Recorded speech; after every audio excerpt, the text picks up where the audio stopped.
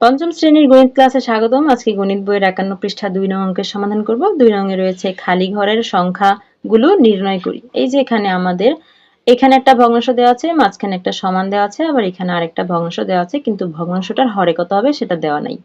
এগুলো সেম, কোনোটার লব নাই, কোনোটার হর নাই। তো এইখানে কি হবে সেটা আমাদের নির্ণয় করতে হবে। তো আমাদের প্রথমেই দেখতে হবে এই যে এখানে ৩ ছিল লবে, এখানে লব লেখা হয়েছে ৯। এখন ৩ থেকে ৯ কিভাবে লেখা হয়েছে? কিভাবে ৩ থেকে ৯ লেখা হয়েছে?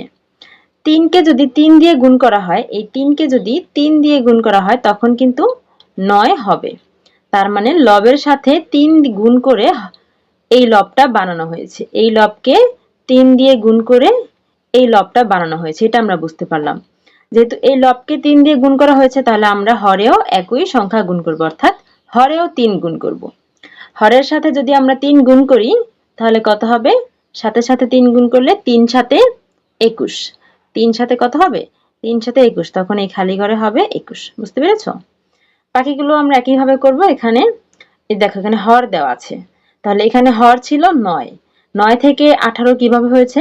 ৯ কে যদি ২ দিয়ে গুণ করা হয়, ৯ কে যদি ২ দিয়ে গুণ করা হয় তখন ৯ দুগুণে ১৮ হবে। অর্থাৎ হরকে ২ দিয়ে গুণ করে এই হরটা লেখা হয়েছে। তাহলে আমরা লবকেও কি ২ দিয়ে গুণ করব?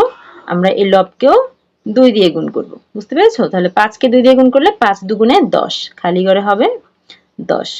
একইভাবে আমরা বাকিগুলো করব। দেখো এখানে ৭ আছে, এখানে ১ লেখা হয়েছে। তাহলে ৭ কে কিভাবে ১ লেখা হয়েছে? আমাদের দেখতে হবে কত গুণ করা হয়েছে অথবা কত দিয়ে ভাগ করা হয়েছে। কত দিয়ে গুণ করা হয়েছে অথবা কত দিয়ে ভাগ করা হয়েছে আমরা সেটা খুঁজে বের করব। দেখো ৭ কে যদি ৭ দিয়ে ভাগ করা হয়, ৭ কে যদি ৭ দিয়ে ভাগ করা হয় তখন কিন্তু এই ১ পাওয়া যায়। অর্থাৎ আমরা বুঝতে পারলাম লবকে ৭ দিয়ে ভাগ করে ১ লেখা হয়েছে। তাহলে আমরা হরকেও ৭ দিয়ে ভাগ করব। হরকেও আমরা ৭ দিয়ে ভাগ করব। হরকে যদি ৭ দিয়ে ভাগ করি তাহলে ভাগফল কত হবে? ২১ কে ৭ দিয়ে ভাগ করলে ৩ ৭ ২১, ভাগফল ৩। এরপরে দেখো ৪ নম্বরে আছে ৩৬ ভাগের ৯, এখানে হরে লেখা হয়েছে ১২। এখন ৩৬ থেকে ১২ কিভাবে হয়ে গেল? দেখো তো ৩৬ কে কত দিয়ে ভাগ করলে ১২ হয়? যেহেতু কমেছে আমরা প্রত্যেকবার কিন্তু যখন বাড়ছে তখন দেখব কত দিয়ে গুণ করা হয়েছে, আর যখন কমছে তখন দেখব কত দিয়ে ভাগ করা হয়েছে। এই যে ৩৬ থেকে ১২ কি কমে যাচ্ছে, তো এখন বের করবো যে কত দিয়ে ভাগ করা হয়েছে। ৩৬ কে কত দিয়ে ভাগ করলে ১২ হবে? ১২ একে ১২, ১২ দুগুণে ২৪, ৩ ১২ ৩৬, অর্থাৎ ৩ দিয়ে ভাগ করতে হবে।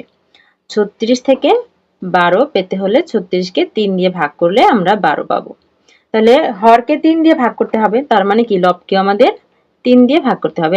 একই কাজ করতে হবে। লব এবং হরে একই কাজ করতে হবে। ঠিক আছে? লবে যদি গুণ করা হয় তাহলে হরেও গুণ করতে হবে। লবে যদি ২ দিয়ে গুণ করা হয় তাহলে হরেও ২ দিয়ে গুণ করতে হবে। আবার লবে যদি ভাগ করা হয় তাহলে হরেও ভাগ করতে হবে। যে সংখ্যা দিয়ে ভাগ করতে হবে লবে সেই সংখ্যা দিয়েই আবার হরে ভাগ করতে হবে। তাহলে ৯ কে ৩ দিয়ে ভাগ করলে কত হবে? ৩ তিরিকে ৯, ভাগফল ৩। অর্থাৎ লবে হবে কত? ৩। ঠিক আছে? এই যে এখানে যে বাড়তি অংশটুকু আমি লিখেছি এইগুলো তোমাদের লিখতে হবে না। তোমরা শুধু খালি ঘরে কত হবে হিসাব করে সেটা লিখবে। আমি এগুলো তোমাদের বোঝানোর জন্য লিখেছি। আশা করি বুঝতে পেরেছো। এতক্ষণ সাথে থাকার জন্য সবাইকে ধন্যবাদ। দেখা হচ্ছে পরের ক্লাসে। আল্লাহ হাফেজ।